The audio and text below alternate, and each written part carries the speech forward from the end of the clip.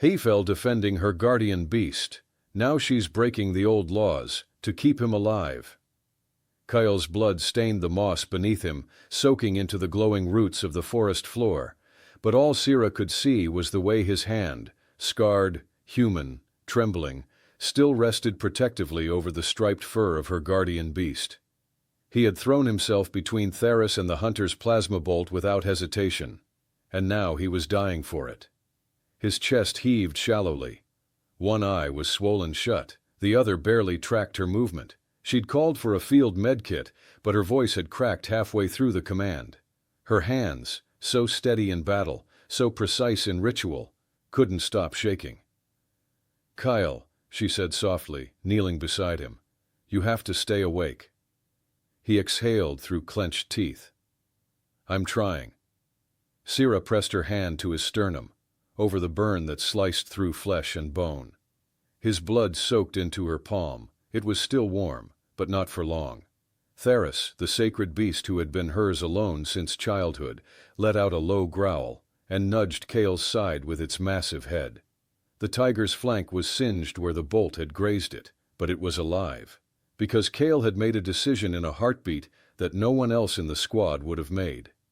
"You shouldn't have done it," Sira whispered. "That bolt was meant for Theris, not you." Kale's mouth curved barely. "He's yours. That makes him important." She stared at him.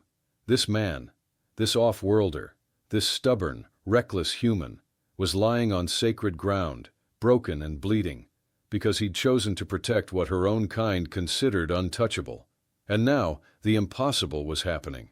Theris hadn't moved from Kale's side, his breathing synchronized with the humans, as if they were already bound. The bond. Her pulse surged with horror and awe. It wasn't just gratitude. The Guardian had accepted him, chosen him. That should not be possible. "Theris is linking with you," she said. "Do you feel it?" Kale blinked slowly. "Feel what?" "Your soul reshaping." He closed his eyes, a faint crease between his brows. "That explains the headache." Sira should have laughed, should have told him to save his breath. Instead, she reached beneath the folds of her armor and drew out the heartstone, a sharp crystal, violet gold and veined with ancient fire. The crest of her bloodline was carved into its center. She had worn it since the day of her rite, and now she was about to shatter every oath tied to it. "Sira," Kyle said, his voice thinner now, Don't do anything stupid." Her throat tightened. "It's too late for that." She held the stone over his heart. It pulsed, once, then again, recognizing the living thread between him and Theris. The bond had already begun, but incomplete. It would kill him. Guardian energy wasn't meant for human biology, not without anchoring.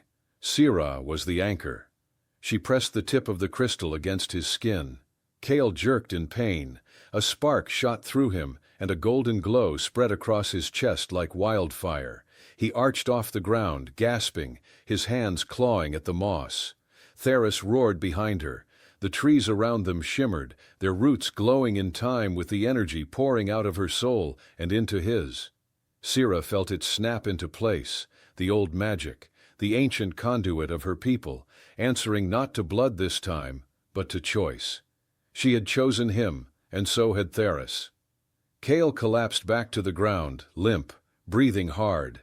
His pulse flickered beneath her touch, faint, but there. His eyes fluttered open. What did you do?" "I completed the bond," she said, tears sliding unchecked down her cheeks. "I gave you part of my lineage to stabilize what Theris began." He tried to lift a hand but failed. "You're not supposed to do that, are you?" "No." "Big punishment?" "Exile," she said quietly. "Or execution." Kyle winced. "Right. Just checking." She touched his face, brushing the blood from his temple. "Why did you do it, Kyle? Why would you throw yourself in front of Theris?" His lips moved slowly. "You trust him. I trust you." Sira closed her eyes.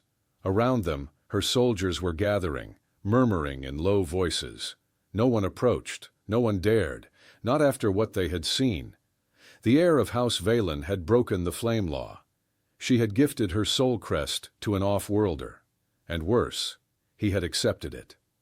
Sira opened her eyes again and looked into Cale's face. "You're not safe here anymore," she said. "Neither of us are." He nodded faintly. "Then take me somewhere we are." Sira stood slowly, her palm still cradling the heartstone, now cracked down the center, its fire leaking into her skin. She looked to the eastern ridge, where the caverns of Aleth lay hidden beneath centuries of ritual stone. No one had entered them in a generation. That's where she would finish the transfer. That's where she'd protect him from the consequences, from the council, from her family, from herself. She turned to the guards. "Prepare a stretcher, and don't speak a word of what you saw." They obeyed, not out of loyalty, out of fear. Sira knelt once more and pressed her forehead to Cale's. His eyes met hers, still glassy with pain, but aware. "I'm not going to lose you," she said. He smiled weakly. "Guess that makes us even." She didn't smile back, not this time, because nothing about what came next would be fair, not to either of them. The caverns breathed. That was the first thing Cale noticed. Not air exactly, but a kind of warmth that pulsed from the glowing stone walls. They weren't carved, they'd grown this way. Root-veined, shimmering with veins of violet flame, the same color as the crystal Sira had pressed to his chest. It was like stepping into the lungs of a sleeping god. His breath caught again, sharp and raw. Sira turned at once, eyes flicking down to the place just below his collarbone, the faint scar, still warm and glowing faintly from the half-finished soul mark. "It's starting again," she said, kneeling beside him. Cale sat against the cavern wall, his body draped in a cloak that wasn't his. It smelled like her, mineral, firewood, and something floral he didn't recognize. He was sweating, teeth clenched. The fever came in waves now. Whatever energy she had used to save him was burning through him from the inside out. "It feels like I'm being hollowed out," he muttered, wiping at his brow. Sira was already unrolling a flat stone case lined with tiny obsidian vials and bone pins. "You are. You're not meant to carry a guardian's bond without completing the rite. It's like a half-lit fire trapped in your ribs. It'll consume you unless I finish what I started." "Great bedside manner," Kyle murmured. She didn't laugh. Instead, she gently brushed his hair away from his temple. Her touch was light but firm, like she'd done it 100 times before. He let himself lean into her hand, just a little. Cale had spent his life among soldiers and diplomats, people who kept their distance, people who wouldn't have crossed the room for a man like him, let alone dragged him into a sacred cavern, defying every ancient law of her kind. "I need to warn you," Sira said, uncorking one of the vials. "The rite is not a simple healing." Kyle watched her carefully. "Tell me." She hesitated, swirling the liquid between her fingers. It shimmered like molten light. "If we finish this bond, you won't just be linked to Theris," she said. "You'll be linked to me." Kyle's breath hitched. "What does that mean exactly?" "It means you'll dream in my language. Your emotions may echo mine. Your pain may come to me in flashes. And if I fall, you may feel it before the blood ever hits the ground." He blinked. "So it's not just psychic. It's physical." "Yes, biological, spiritual, binding." Cale nodded slowly. "And the part where your people want me executed?" Still very much on the table. He was quiet for a beat. "Why are you doing this?" She sat back on her heels and looked at him, truly looked, not with the practiced eyes of a princess or a warrior, but with something stripped bare, something human. "Because the first time we met, you spoke to Theris before you spoke to me." Kyle furrowed his brow. "I didn't know he was sacred." "You didn't know he could even understand you. But you knelt, you held out your hand, and you said, 'I won't touch you if you don't want me to.'" He shrugged. "That's just called consent where I come from." Sira smiled faintly. "It's unheard of here, especially from an outsider." He didn't know what to say to that. She dipped her fingers into the liquid and touched it to the scar on his chest. It burned. Not with fire, with memory. Suddenly Cale could see flashes that weren't his. A childhood under triple suns, a midnight ceremony on volcanic cliffs, the roar of Theris's birth cry beneath a silver moon. He gasped. "Was that—" "My life," she said. "Or part of it. It's how the bond starts. You'll see more. Feel more." "Will you see mine?" Sira paused. "Only if you let me." Kyle met her eyes. "I don't have a past worth showing." "That's not for you to decide." Silence stretched between them. Around them the cavern walls pulsed faintly, echoing his heartbeat. Then she uncorked the final vial, filled with a darker substance, thick and luminous. She poured a drop onto the crystal shard, the one already cracked from saving him, and it flared like a star igniting. She held it above his chest. "This is your last chance," she said. "You can walk away. The fever will kill you in hours. But you'll die as yourself." Kyle looked at her, at the lines of grief in her jaw, at the way her hands shook even as she tried to steady the crystal, at Theris, curled nearby, breathing in time with him like they were already one organism.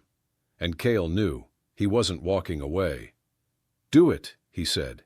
Sira closed her eyes, whispered something in her own tongue, something soft and aching. Then she pressed the crystal to his chest, and everything went white. Kale fell backward, eyes wide, as light poured through his ribcage. His nerves lit like wires. His bones thrummed with new rhythm.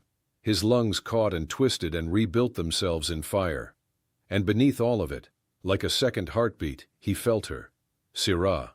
Not her voice, her presence, her fear, her fire, her fury, her ache. And behind it, always, Theris. The beast's silent roar keeping them tethered as three threads of one soul. He gasped, and the light dimmed. The pain was gone, the fever too. He lay on the cavern floor, chest rising evenly for the first time in days. Sira knelt above him, breathless, her skin glowing faintly with the remnants of the rite. Her fingers hovered over his face but didn't touch. "Kyle," she whispered, "you're whole." He blinked up at her. "You're in my head." She nodded. "And you're in mine." He pushed up on one elbow and sat with effort. The pain was gone, but his muscles were jelly. "Why does it feel like I've known you forever?" Sira's voice was soft. "Because now you have." They didn't speak for a while.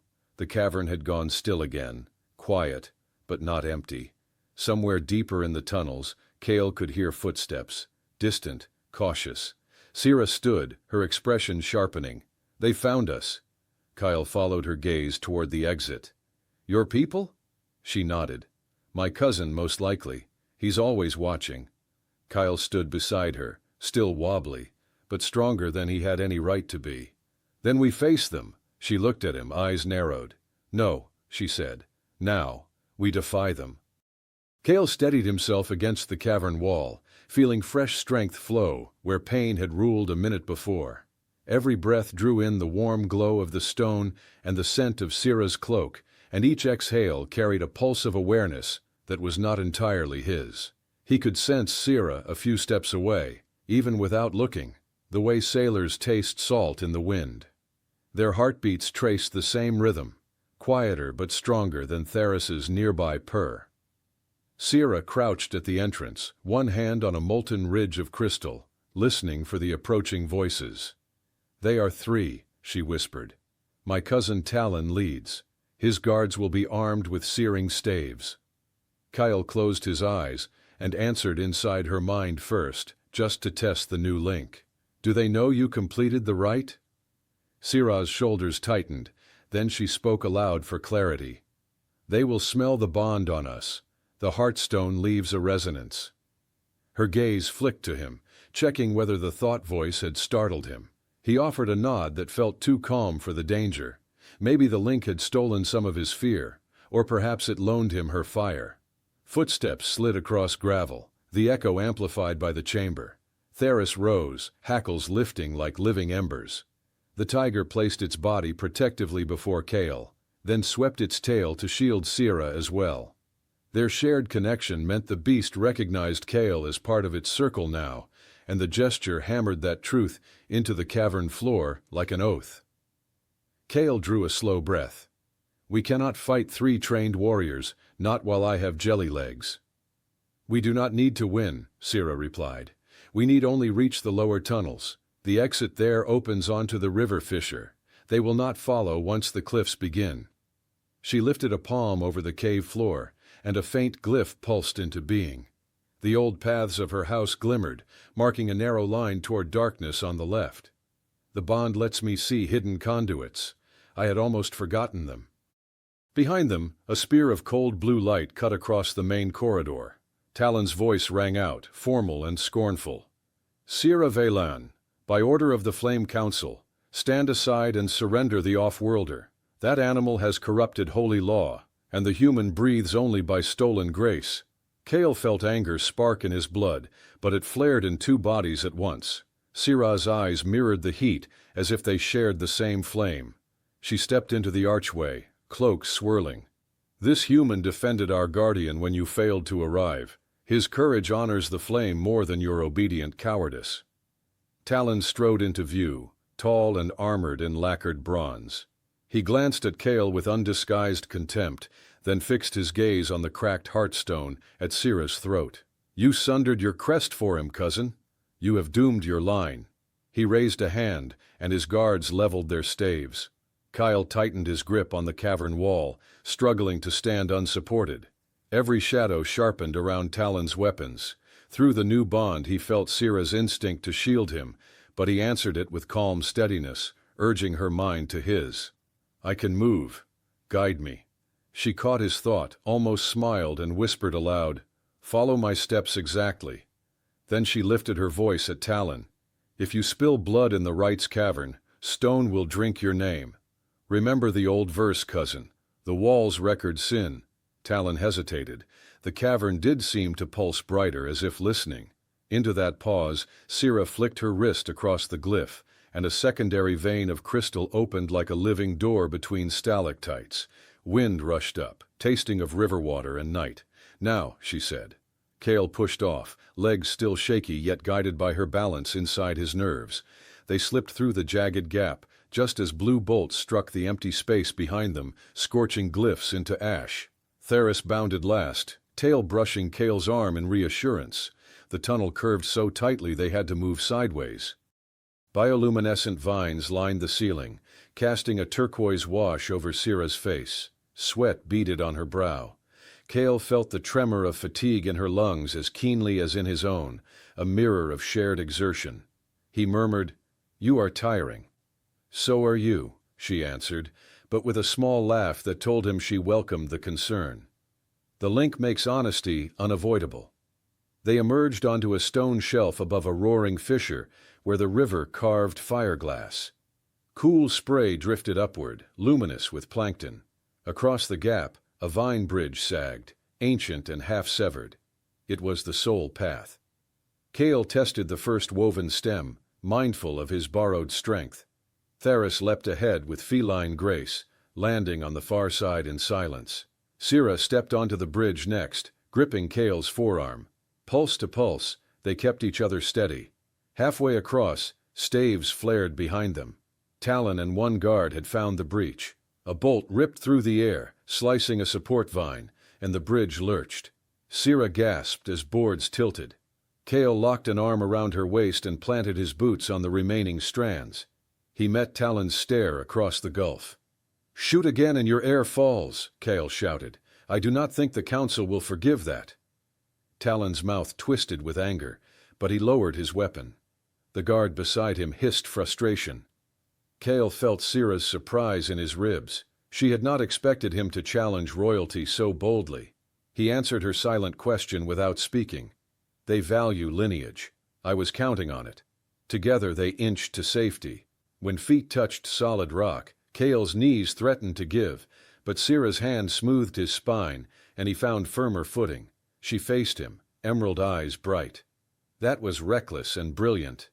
Mostly reckless, he said, but the bond tells me you approve. A blush rose beneath her earth-toned skin. Then the bond speaks truth. She lifted the cracked heartstone, now dim. Completing the rite drained it, but our link is sealed. Her voice softened to a vow. We will stand before judgment together. Kale squeezed her hand, warm and steady. Then we choose our battlefield. He glanced down the path, where canyon walls opened toward distant towers of obsidian. "Is that Araleth's spire?" "Yes," she said. "The council's seat. We cannot hide forever, so we carry the fight there." Theris padded close and pressed its massive head between them, rumbling. Kyle laid a palm on the tiger's crown, feeling life throb through sacred flesh. The pulse echoed in Syrah's hand, 3 heartbeats braided as one. Wind from the fissure billowed her cloak around his shoulders. Far behind, Talon's shouts faded as he sought another route across. Night gathered above the canyon, scattering violet stars. In that hush, Kale realized something profound. Fear still existed, but it no longer separated them. It lived inside a single shared body of will. Syrah looked toward the spire lights, jaw set. "Let the old laws glare at us from their marble thrones," she said. "We will give them a new legend to fear." Kale stepped beside her, sword hand resting on Theris's shoulder for balance. "Then let us write it." He felt her resolve flood through his chest, and he added quietly, "Together, Syrah Valen." She answered in tandem, mind and voice intertwined. "Together, Kale Wren." Behind them the bridge snapped at last, plunging into the chasm with a hiss, cutting off retreat. Ahead, the path rose toward judgment and change. The bonded trio walked on, 3 shadows cast by one flame, ready for whatever dawn might demand. The hall was too quiet. Kyle stood beside Syrah beneath the obsidian arch of Araleth's spire, the heart of the Flame Council's power. Light poured through the stained crystal ceiling, casting molten red streaks across the polished floor. Pillars rose like tree trunks of black glass around them, and above the high dais sat 12 counselors, veiled, motionless, ancient. He could feel their judgment like heat through armor. Syrah didn't flinch. She stood in full ceremonial garb, layered silk trimmed with flame gold thread, her crest stone fastened over her breast, though its fire was gone. Her braid hung long and ceremonial, lined with warrior rings, each one earned in combat or ritual. She hadn't dressed to apologize. Kale, by contrast, wore simple desert travel leathers. The only mark of significance was Theris, seated at his side like a living god. Calm, enormous, loyal. The tiger had refused to remain outside. One of the counselors finally spoke, her voice dry and sharp as splintered shale. "Kale Wren, you stand on sacred ground not as guest, but as bonded. How do you plead to the violation of sacred law?" Kale didn't speak at first. He felt Syrah's presence in his mind, steadying him, offering her strength without demand. The connection vibrated like a tuning fork in his chest, not invasive, just present. He raised his voice clearly. "I didn't come here to plead. I came because Syrah Valen saved my life, and I won't let her face punishment alone." Another counselor shifted. "You accept responsibility, then, for corrupting the bond between the heir of House Valen and her guardian?" "No," Kale said. "I didn't corrupt it. I honored it. I defended Theris with my body. I didn't expect to survive, but I'd do it again." A murmur passed through the gallery above. Nobles, generals, and emissaries lined the viewing balconies, cloaked in layered fabric, their faces half hidden, but their whispers loud. Syrah stepped forward. "You ask him to answer for a crime I committed. I completed the rite. I used the crest. He was dying, bleeding out after protecting a creature our laws hold sacred, even above bloodlines. If saving him is treason, then brand me with it." The Flame Father himself stood then, the eldest of the council, robed in layered crimson, his veil gleaming with 7-tiered sigils of divine lineage. His voice was low, patient. "Syrah, you do not deny the soul bond?" "I embrace it," she said, voice calm. "Theris chose Kyle. I chose to finish what the Guardian began." "And did you consider," the Flame Father asked, "what this means for our world? A guardian bonded to 2 souls? A foreigner bound to a daughter of fire? This will fracture every right." Syrah stepped onto the dais before he could stop her. "Then let it break." Gasps echoed through the spire. Even Theris's tail twitched. Kale wanted to touch her hand, but he stayed still. He knew this was her moment.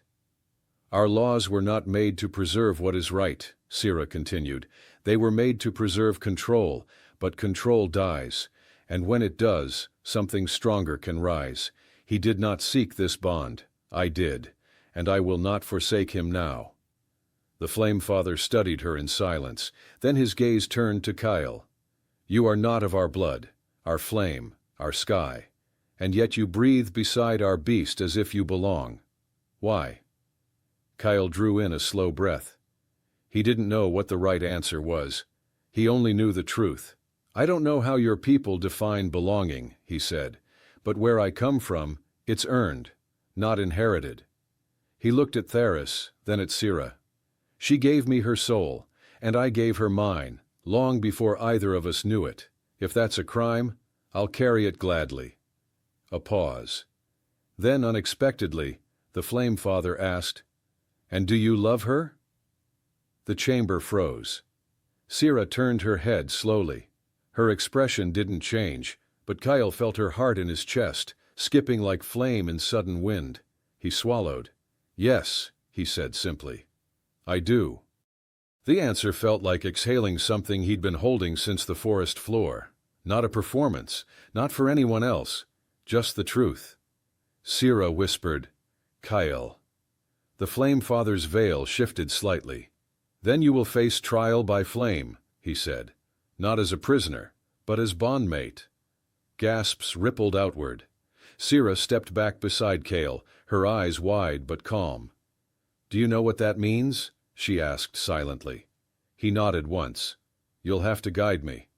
The Flame Father raised his staff. The room dimmed, shadows crawling upward as torches extinguished themselves. Only the central flame pool remained, casting orange light across their feet. You have 3 days, he said. Prepare your hearts, and your bond. If it holds under fire, then so may the law. The doors opened behind them. The council was done. Sira turned to him, face unreadable, voice soft. You meant it. What you said. Kyle looked at her, this woman who had given him her lineage, her laws, her defiance, and now maybe her heart. I did. She stepped forward close enough that he could feel her breath. Then we'll walk through fire together.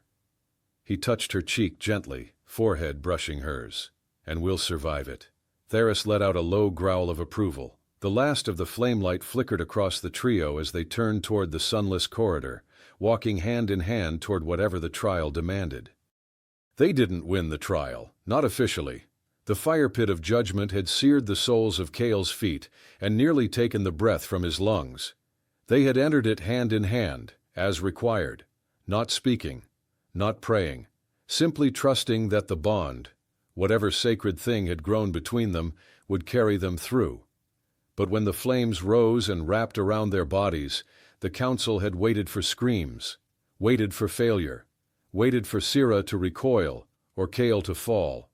Neither did. The fire bent, it curved around Theris, then around them, roaring high and brilliant, but never consuming. Kale felt it on his skin like sunlight over bruises. Painful, yes, but not unbearable. Sira didn't flinch. She watched the flame and whispered his name into it, and the flame whispered it back. Still, when they stepped out, burned but breathing, the council did not applaud. They conferred, then declared the bond unnatural, not false, not forged, just unsanctioned, and therefore outside the law. Their judgment came sealed in silence. Leave and do not return. No execution, no imprisonment, but exile. So now, beneath the light of twin suns, Kyle walked beside Sira across the endless red plateau. The scorched wind lifted sand against his boots, and Theris padded silently behind them. Their shadows stretched long over the cracked earth, bound as tightly as the bond that pulsed quietly in his chest. Do you regret it? He asked. Sira didn't stop walking. The bond? The cost. She turned her head, green skin catching gold light. My people would have used me to forge alliances, preserve power. My life was never mine, until now. He nodded. So, no. She smiled faintly. No. Kyle adjusted the pack on his shoulder. The plains of Noran stretched before them, wild country, ungoverned, where exiles and dreamers vanished into myth. He didn't know what they'd find out here, only that it was theirs. Sira stopped and faced him. "You don't have to stay." Kyle blinked. "Where else would I go? You could return to your world. There are still diplomatic passages. You have the right." "I don't want a right," Kyle said. "I want you." Sira's eyes shimmered. "Even now?" He stepped closer. "Especially now. You saved me in every way a person can be saved, and I've loved you longer than I understood what I was feeling." She touched the faded scar over his heart. "And I loved you the moment you spoke to Theris like an equal." Theris snorted behind them, then laid its massive head on Kale's shoulder, almost knocking him off balance. Kale grinned. "He approves." Sira looked past them, toward the rising ridge where the sky turned silver. "There's a place, just beyond those cliffs. An old shrine, abandoned but sacred to both flame and beast. My mother told me stories about it." "Is that where we're going?" "No," she said. "That's where we're beginning." He took her hand. "Then lead the way." Their footsteps carved a new trail into the stone. No banners followed. No records would mark this as a victory. And yet Kale felt no bitterness. He had stood before power, and it had turned him away. But Sira had not. Theris had not. The flame had not. Love had been the heresy, but it was also the truth. And the future, whatever shape it took, would begin with them. Together.